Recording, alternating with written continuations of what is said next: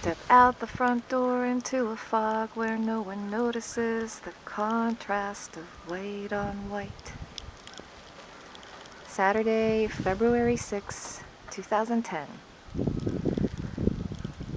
It has been snowing for about 20 hours, and overnight between sunset and sunrise it snowed at a rate of 2 inches per hour. We have, I'd say, almost 3 feet of snow on the ground. It's still snowing pretty hard. The wind is blowing. It's blizzard conditions.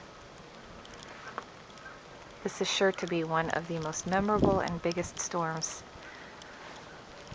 in history, at least here on the East Coast.